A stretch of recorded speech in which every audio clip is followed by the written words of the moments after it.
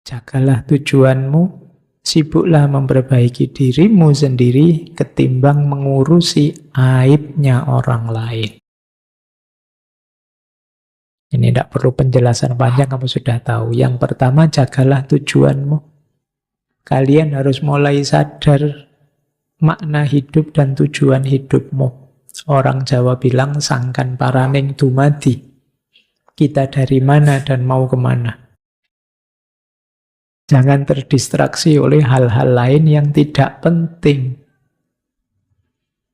Dan pasti ada banyak kekurangan dalam dirimu, pasti kamu juga punya aib banyak yang orang lain tidak tahu, dan kamu masih dilindungi oleh Allah. Maka sibuklah ngurusi dirimu. Jangan sibuk ngurusi aibnya orang lain. Jadi karena kadang-kadang kita itu kebalik.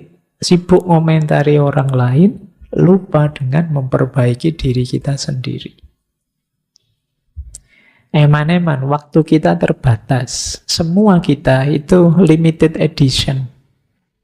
Jadi kita tidak ada terus, tidak ada banyak. Masing-masing kita ini kita sedang deg-degan semua. Kita tidak tahu jatah waktu kita sampai kapan. Kalau waktu yang diberikan oleh Allah ini tidak kita manfaatkan sebaik-baiknya, jangan menyesal kalau nanti kaget. Ya Allah, tiba-tiba saja. Kan kamu sering begitu. Mungkin ada teman, saudara yang di grup WA tiba-tiba ada pengumuman innalillahi. Kamu kan kaget luar biasa. Kok tiba-tiba saja? Itu pun kamu tidak sadar-sadar. Kalau ada innalillahi yang kamu lakukan, ya perlombaan copy paste ucapan innalillahi. Tidak ada pelajaran apa-apa yang kamu ambil. Padahal kafa bil mauti wa idhon. Cukup kematian itu sebagai penasehat. Harusnya. Cuma kan kita sudah terlanjur. Hati kita, hijab kita agak tebal. Sulit sekali menyentuh hati. Makanya kita Risalah Al-Mustarsyidin ini isunya macam-macam. Mungkin beliau ingin di salah satu isu ada yang membangunkan kita. Ada yang menyadarkan kita. Karena kita itu kadang-kadang diingatkan ini tidak kaget, ingat itu kaget. Mungkin diingatkan yang satunya baru tersadar. Jadi isunya kayak loncat-loncat. Tapi ya beliau ingin kita tersadarkan. Baik, kita telusuri lagi ya. Siapa tahu ada yang membuat kita tobat nanti di beberapa nasihat beliau. Terus, beliau ngutip dua khalifah. Yang pertama Sayyidina Ali, yang kedua Sayyidina Umar. Yang pertama, ini seperti pendapatnya stoikisme. Jadi kalian kalau suka sekali dengan stoikisme, ya di kita juga banyak kok ajaran-ajaran seperti itu.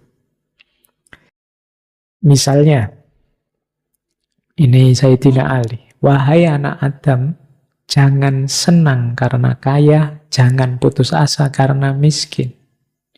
Jangan sedih karena tertimpa bencana, dan jangan gembira karena hidup makmur.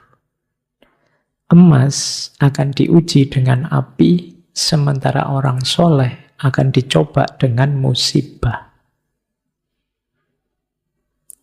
Dilengkapi oleh Sayyidina Umar. Aku tidak peduli keadaan apa yang aku alami. Apakah keadaan yang aku senangi ataukah yang aku benci? Karena aku tidak tahu kebaikan itu ada di keadaan yang aku senangi atau di keadaan yang aku benci. Ini pelajaran stoiknya apa kan teman-teman? Dulu di stoikisme ada penjelasan hidup itu ya kadang senang, kadang susah. Jangan tertipu oleh naik turunnya ritme hidup, situasi hidup.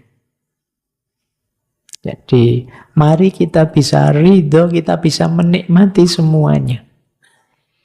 Kalau memang ada kesulitan, posisikan itu sebagai ujian yang setelah itu kita bisa meningkat lebih baik. Kalau itu kesenangan, posisikan itu sebagai ujian yang setelah itu kita tidak terlena. Jadi ini Mari kita bisa menerima hidup kita apapun situasinya. Seperti dilanjutkan oleh Sayyidina Umar tadi, dan aku tidak peduli dengan jenisnya pengalaman, yang dipedulikan adalah kebaikan atau hikmah dari pengalaman itu. Dan aku tidak tahu apakah pengalaman yang aku sukai atau yang tidak aku sukai, yang dibaliknya ada kebaikan. Mungkin saja ada pengalaman yang tidak aku sukai, tapi ternyata membuahkan banyak kebaikan. Setelah dimaki-maki, sekarang ada yang ngumrohkan, ada yang ngasihan. Itu kan contohnya begitu. Jadi mungkin semula, wah ini momen paling menyakitkan dalam hidup. Ternyata ada kebaikan di baliknya. Jadi coba kalian cari ini rahasia dari kalimatnya Sayyidina Umar ini. Kadang-kadang di balik peristiwa paling pahit tersimpan kebaikan yang di situ justru kalian dapat manfaat besar. Akibat patah hati, akhirnya kamu pinter nulis puisi. Oh, enggak gampang kan itu kamu. Biasanya sulit sih suruh bikin puisi, tapi begitu patah hati lancar nulis puisi. Akhirnya kamu posting di Facebook terus dipuji orang banyak. Wah, bagus sekali puisinya. Kamu dapat kebanggaan baru sekarang. Pinter nulis puisi, itu ada kebaikan. Akibat banyak tekanan, banyak ujian, akhirnya kamu rajin ibadah sekarang. Sholat malamnya rajin, puasa Senin Kemisnya rajin. Kadang-kadang memang Allah ingin kamu lebih dekat dengannya, maka kamu diuji dengan ini itu. Biar kamu sadar untuk kembali padanya. Jadi kita tidak tahu kebaikan itu ada di balik peristiwa yang kita sukai atau peristiwa yang tidak kita sukai. Maka mari kita terima semuanya sambil mencari hikmah apa yang bisa kita ambil. Tidak mungkin Allah menetapkan sesuatu iseng saja. Si iseng, kamu tak kasih patah hati, pasti tidak begitu. Iseng, kamu tak kasih pengalaman ini, tidak. Pasti ada rahasia, ada hikmahnya. Baik, semoga ini di nasihat yang ini teman-teman bisa ngambil manfaat menghadapi peristiwa sehari-hari.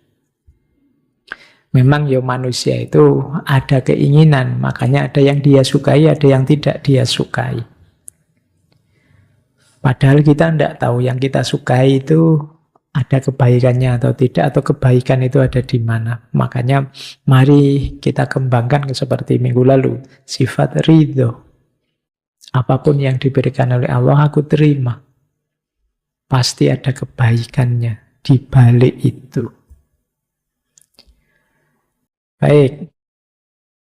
Takutlah hanya terhadap dosamu.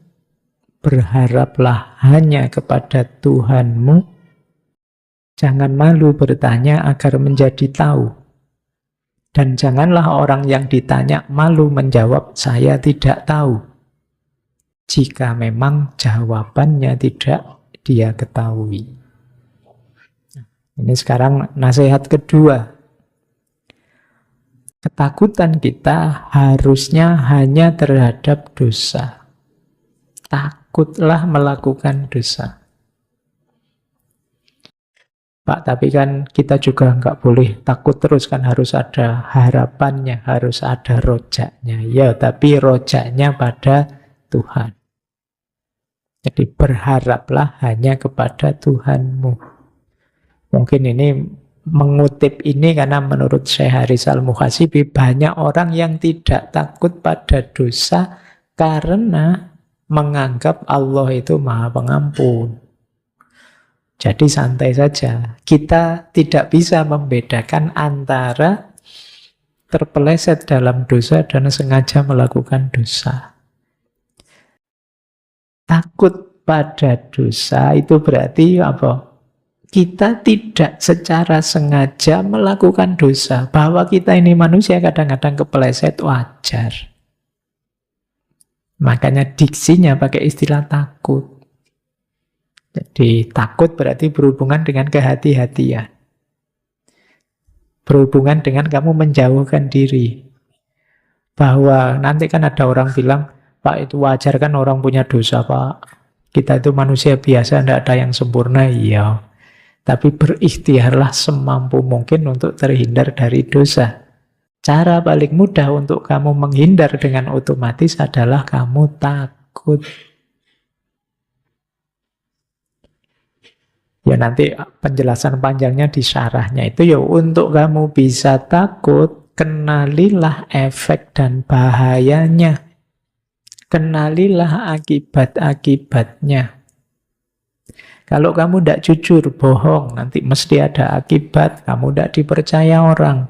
Ada akibat akhirnya statusmu, namamu di masyarakat jatuh. Akhirnya orang tidak peduli kamu dan seterusnya. Ini namanya efek dari dosa. Ketika kalian tahu efeknya terus, saya tidak mau itu. Kalau kamu pinter, maka kamu tidak mau melakukan. Makanya ini nanti kalau dihubungkan dengan kata-katanya Socrates dulu, orang pinter itu pasti orang baik. Kalau dia masih mau melakukan hal tidak baik, hal yang dosa, berarti dia belum pinter. Kenapa? Dia belum tahu efek jelek, efek merusaknya, hal buruk dosa yang dia lakukan. Jadi takutlah hanya pada dosamu, tapi berharaplah hanya pada Tuhanmu. Mari kita berharap hanya pada Allah saja. Jangan berharap pada makhluknya, pada siapapun selain Allah. Dan kita sudah mendeklarasikan ini. Iyyaka na'budu wa iyyaka nasta'in. Setiap kali baca surat Al-Fatihah. Baik, saya lanjutkan. Janganlah malu bertanya agar jadi tahu.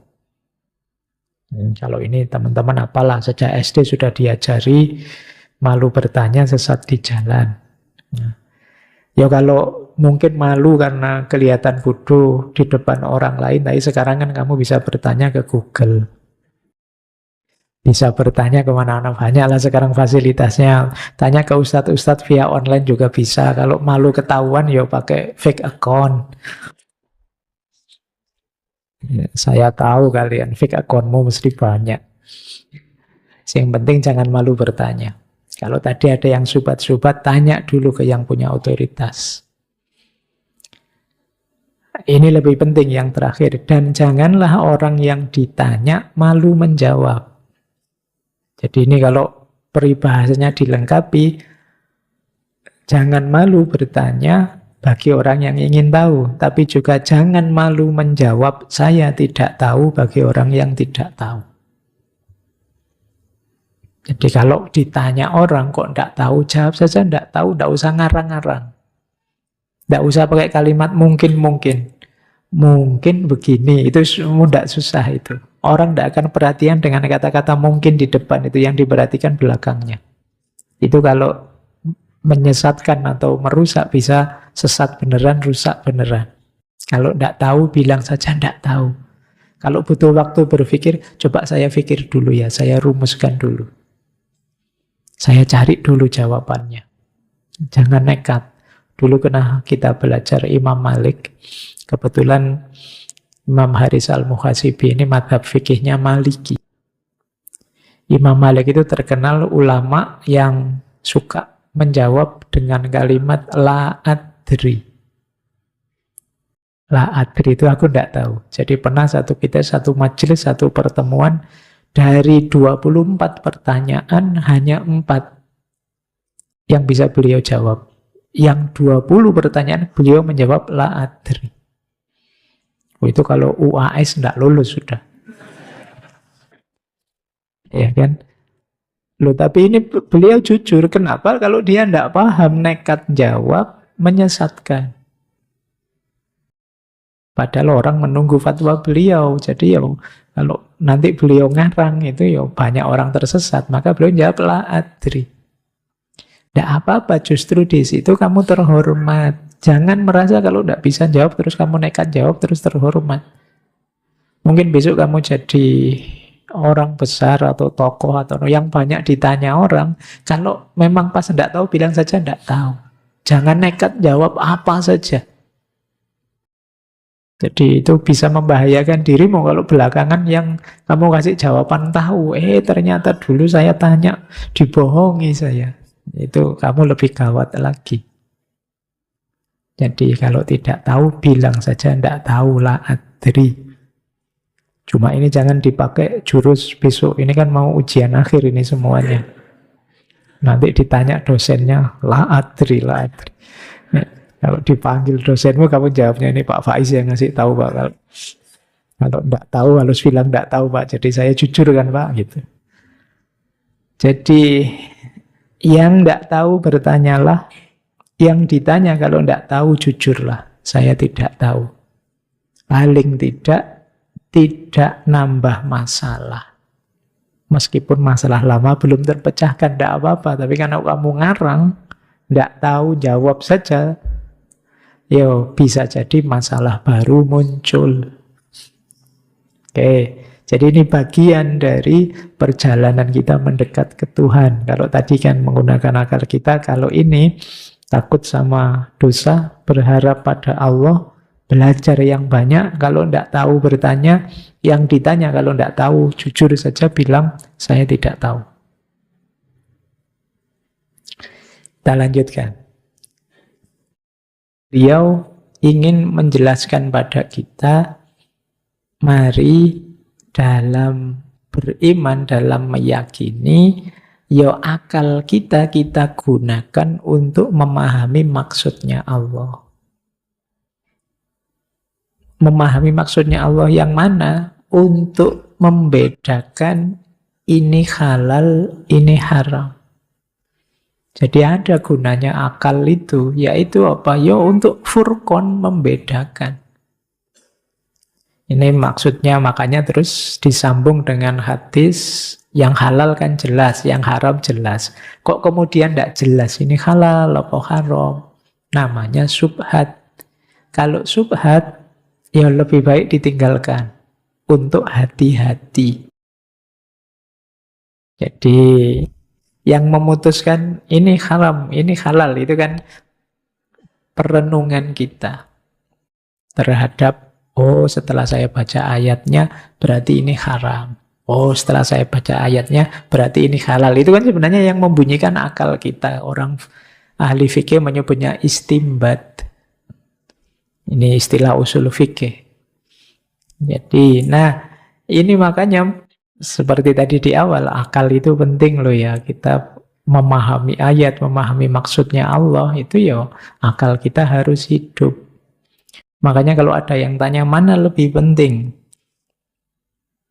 Al-Quran atau Nas ataukah akal? Nas atau akal, mana lebih penting? Ini menurut saya pertanyaannya perlu dikritisi. Mana bisa Nas saja tanpa akal?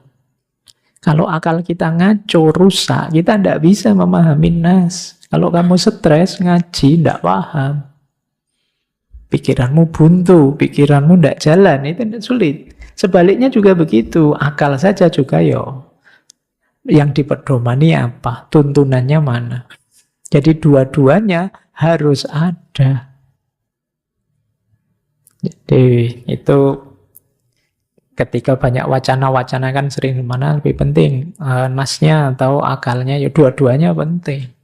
Tidak ada salah satu, tidak jalan. Makanya di bagian awal Risalah Mustarsyidin, keyakinan itu berarti kemantapan hati dalam keimananmu bisa kamu peroleh kalau akalmu memahami maksudnya Allah.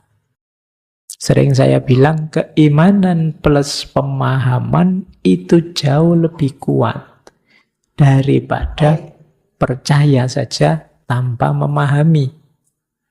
Kalau kamu saya bilang, pokoknya kamu percaya saja saya. Loh kenapa toh Pak? Loh saya sudah belajar filsafat sejak S1 loh, tahun 93. Ini ada argumennya kan berarti. S2-nya saya juga filsafat, S3-nya saya juga filsafat. Buku-buku saya di rumah banyak filsafatnya juga. Misal saya ngomong gini terus, oh iya ya Pak, berarti saya percaya kalau Bapak ngomong filsafat, tapi selain filsafat enggak. Nah ini kan kamu mantep dengan saya. Kenapa? Tahu alasannya, kamu paham siapa saya. Tapi kalau saya bilang gini, kamu percaya dengan saya, kenapa sih Pak? Alah, wis percaya saja, nggak usah banyak tanya. Itu kan kamu gelisah.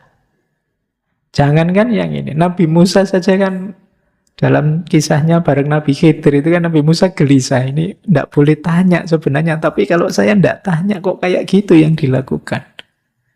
Karena belum paham. Begitu dijelaskan, oh maksudnya itu toh. Baru sekarang dia mantap percaya. Jadi yakin, iman plus paham itu jauh lebih kuat dibandingkan kalau kita percaya saja. Di situ pentingnya kalian menghidupkan akal budimu, akal pikiranmu. Ini pelajaran pertama dari kitab itu. Jadi nuntun kita untuk belajar mampu membedakan mana halal, mana haram. Sebelum jelas, hati-hati dulu. Itu namanya masih syubhat. Sekarang banyak barang syubhat yang kamu telan. Biasanya dalam bentuk berita dan hoax. Itu kan syubhat semua. Syubhat itu tidak jelas, tidak pasti. Ini mesti tidak sih berita ini, kan masih ragu-ragu. Sebelum pasti jangan diputuskan, hati-hati dulu. Akan lebih menyelamatkan. Oke ya, semoga kita tidak jadi pemakan syubhat di dunia digital. Kita banyak ditelan oleh barang-barang syubhat hari ini. Tidak jelas, nanti belakangan baru ketahuan. Ternyata yang benar ini, kemarin sudah marah-marah. Oke. Kayak kemarin itu saya berita terakhir itu, wah mana mungkin orang difabel kayak gitu kok bisa. Kan kamu terus itu. Kamu ngamuk-ngamuk sudah dianggap, polisi bikin-bikin. Ternyata belakangan loh. Makanya ojo komentar dulu sebelum jelas. Kamu kan senengannya itu sih, kamu makan barang syubhat. Belum jelas kamu sudah komen. Baik. Ngisi hidup dengan kebaikan-kebaikan. Tahalli ini yang di aspek riyadhah ada level-levelnya kalau menurut Ibnu Qayyim. Jadi riyadhah itu melatih jiwa untuk menerima kebenaran. Kita harus membiasakan jiwa kita nyaman dengan kebenaran. Ini namanya riyadhah. Ya memang selama fase riyadhah masih berat. Makanya istilahnya riyadhah, yang makna harafiahnya latihan. Masih berat, masih mungkin harus memaksa diri, masih tersiksa kita menjalankannya. Tapi harus kita lanjutkan, kita ulang-ulang biar mengakar jadi karakter kita.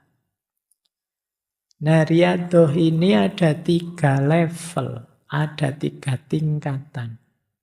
Ada tingkatan orang awam, ada khawas, orang khusus, ada level akhos, yang lebih khusus.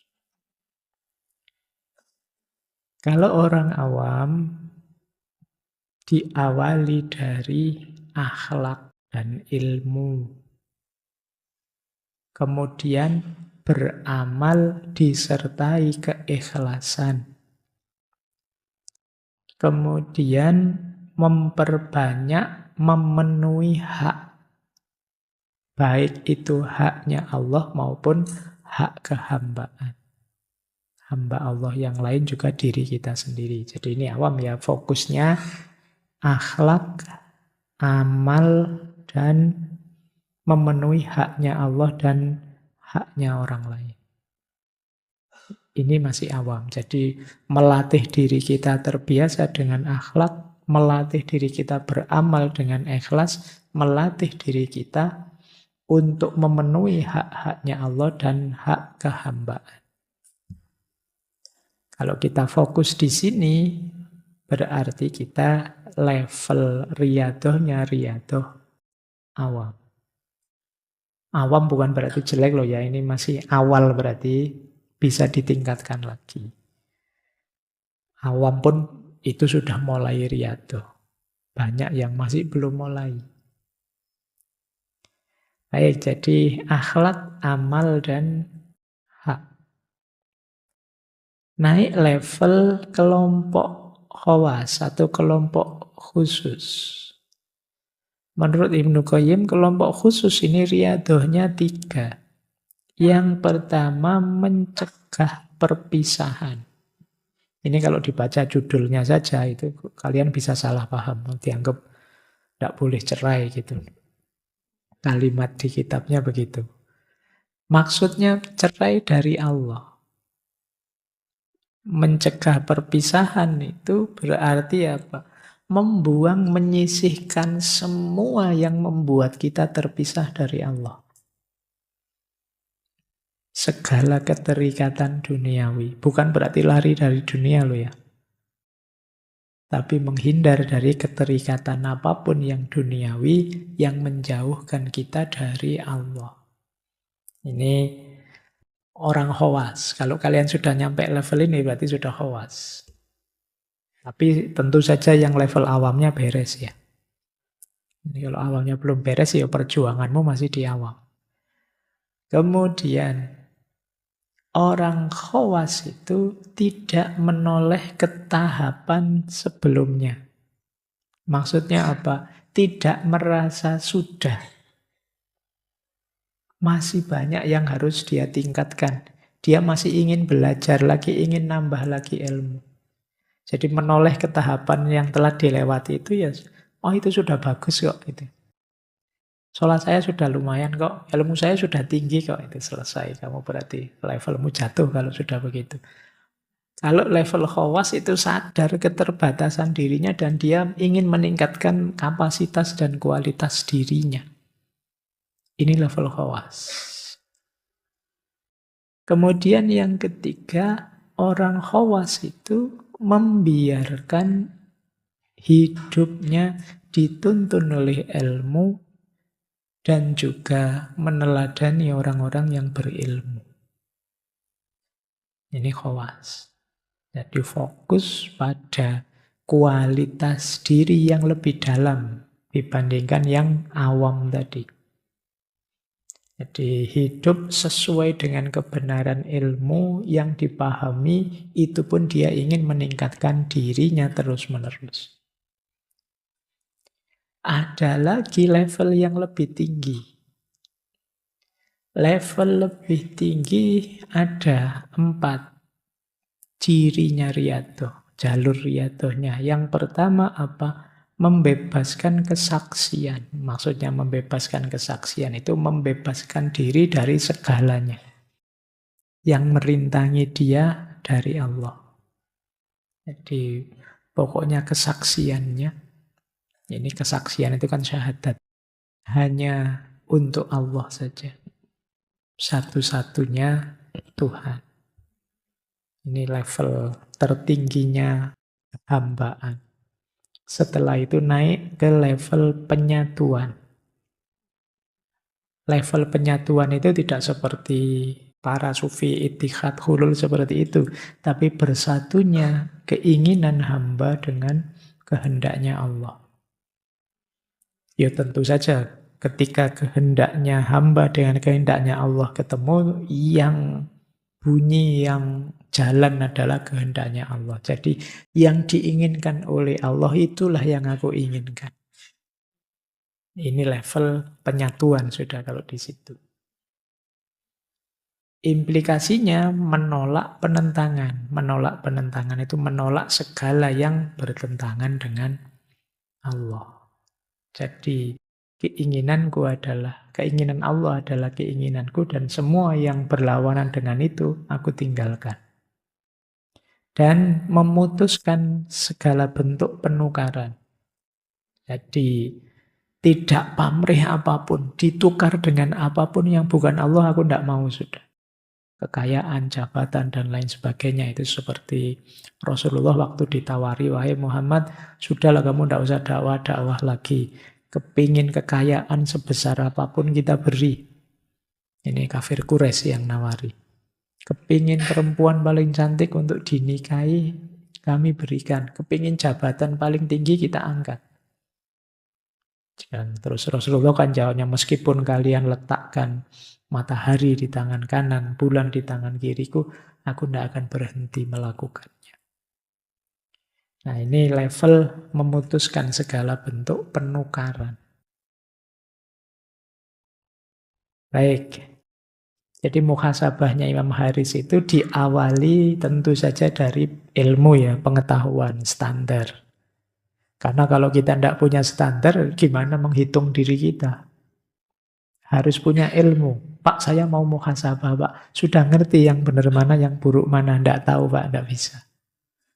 Untuk bermuhasabah harus punya bekal ilmunya dulu. Belajar dulu standar-standarnya. Kalau sudah tahu, baru kita renungi. Kalau di Imam Haris ya, semua anggota tubuh kita urutkan. Boleh dari mata, telinga, mulut, tangan, kaki, perut, pikiran. Kita coba satu-satu. Mata ini seringnya dosa apa ya? Susah dikendalikannya kalau melihat apa. Ini kita tulis satu-satu. Mulut ini sering lepas kendali kalau di momen apa. Tidak bisa dikendalikan gimana. Dosanya yang saya lakukan apa saja dengan mulut ini. Jadi coba satu-satu. Kalau teman-teman ada waktu ya. Kalau petunjuknya beliau sih di sepertiga malam terakhir. Bagian dari paket ibadah kita mungkin ada tahajudnya, ada ngajinya, ada zikirnya. Sisipkan barang 10-15 menit muhasabah. Syukur-syukur bisa harian. Kalau tidak bisa ya mingguan lah. Tidak bisa ya bulanan. Masih tidak bisa tahunan. Masih tidak bisa turun dewe. Tahunan ya, setahun sekali ya paling tidak akhir tahun ini aku yang meningkat apa, yang berkurang apa, yang degradasi apa, yang promosi apa. Mulut saya sudah mulai lumayan Pak tertata, cuma jempol saya saja yang masih sulit dikendalikan. Saya coba itu namanya muhasabah. Jadi muhasabahi seluruh anggota tubuhmu. Kalau masih ada yang jelek, yang buruk tentu saja diperbaiki. Kalau sudah baik, alhamdulillah Pak, saya muhasabah ini sudah minimal dosanya. Ini kegiatannya baik semua. Sekarang kamu tanyakan lagi, kebaikan yang kamu lakukan itu lillahi ta'ala atau tidak? Untuk Allah, karena Allah, atau masih ada pamrih yang lain? Kalau masih belum lillahi ta'ala, belajar lagi, latihan lagi untuk ikhlas biar lillahi ta'ala. Terus kalau itu sudah beres, masuk lagi ditambahi. Sudah Pak, sudah lillahi ta'ala. Baik.